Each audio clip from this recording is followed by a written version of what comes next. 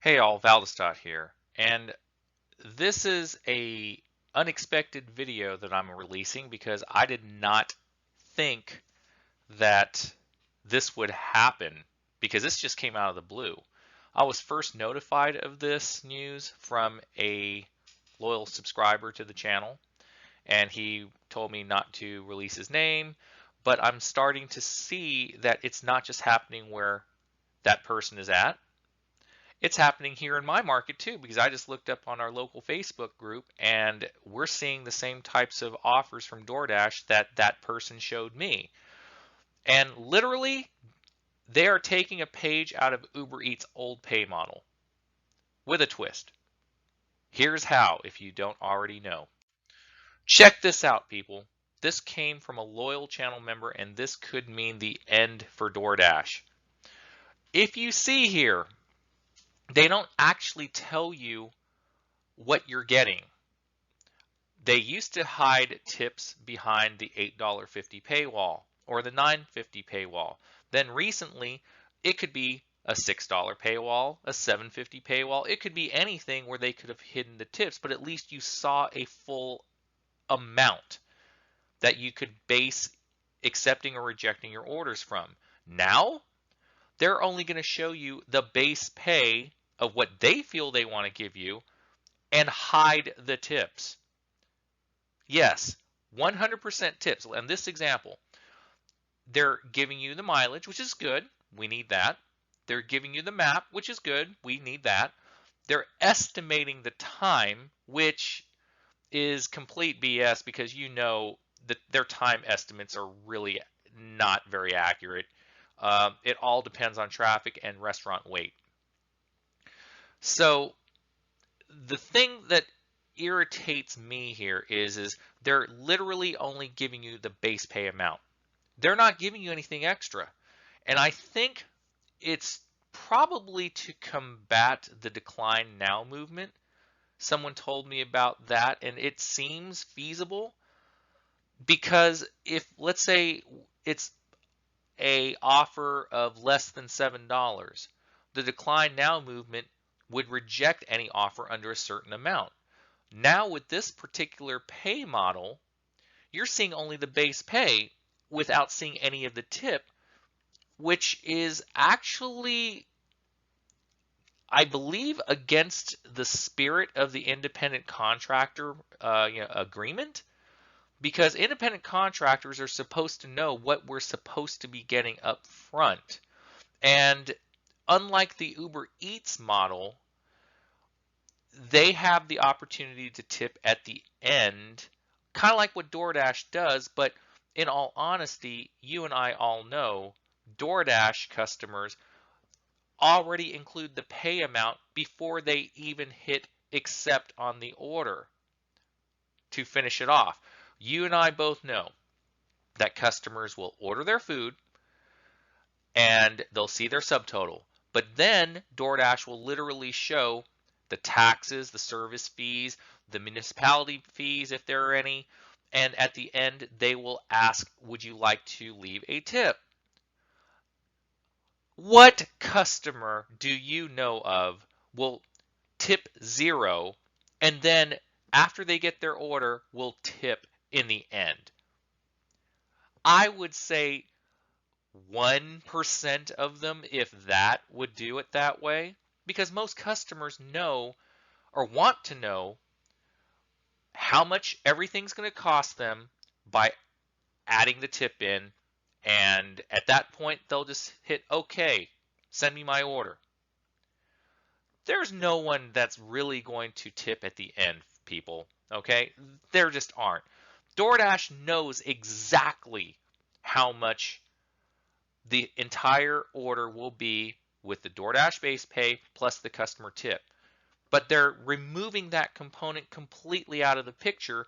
So now you're resorting to gambling on orders like this one.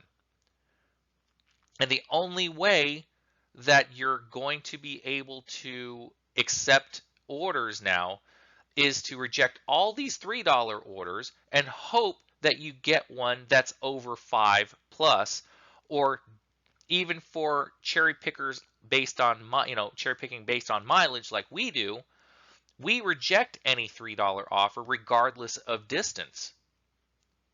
So this way, if we reject, there may not be many base pay offers higher than $3, except these. Check out this slide, which came from my area.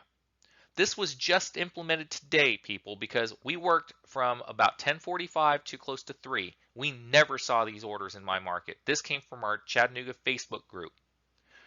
And when we logged off, we started getting these types of offers shown to us either on Facebook or from the YouTube commenter. So look at it like this. The Walmart order has a estimated 48-minute time, 8.8 miles, earns $6.50 in DoorDash pay, 100% of tips. Come on.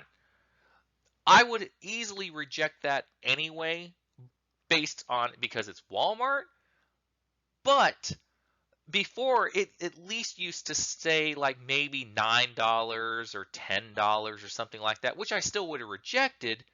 But now you're literally flat out gambling here, folks. Look at the Popeyes order. Estimated 30 minutes for 5.4 miles. $3 in DoorDash pay plus 100% of tips. I would have rejected the Popeyes just in sheer principle because they take forever anyway. But this just reinforces this of us wanting to reject. So literally, if this is going to be the new pay model, you really have to, all drivers have to know their restaurants, and it don't help that we're in the middle of this employee crisis at the restaurants because they're all hiring in a lot of markets.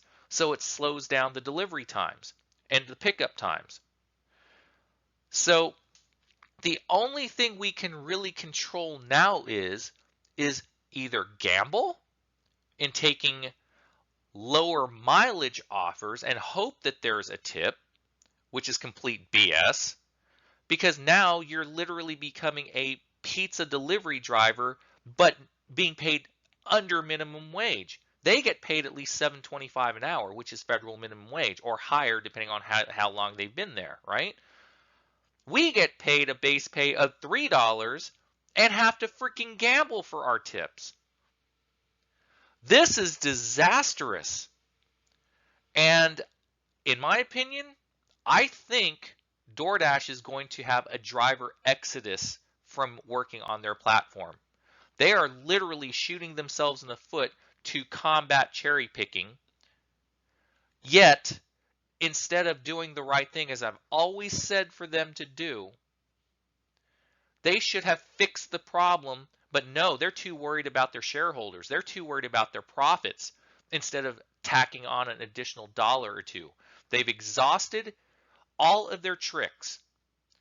They're trying to trick people into doing delivery challenges. That didn't work. They're trying to trick people into referring friends and family or whoever for bonuses, like the latest $900 bonus. I put out videos, saying don't do it. And of course, it must be working because that didn't work out and they're resorting to this nonsense. This is unacceptable. There should be a driver's strike against this, because if drivers do not take any of these offers, they lose their service fees, both from their customers and their restaurants. They have gone too far resorting to these tactics. At least Uber Eats gives you an estimated, total offer at the end, right? Based on historical tipping patterns for that customer. At least they did that. But with DoorDash, they don't even do that. There is no incentive to take an offer like this or offers like this. Are we going to gamble with a $3 base pay going X amount of miles? I mean, are you effing kidding me, DoorDash? if you think this was the way to combat against cherry picking, you are sorely mistaken, because you're about to lose the majority of your drivers.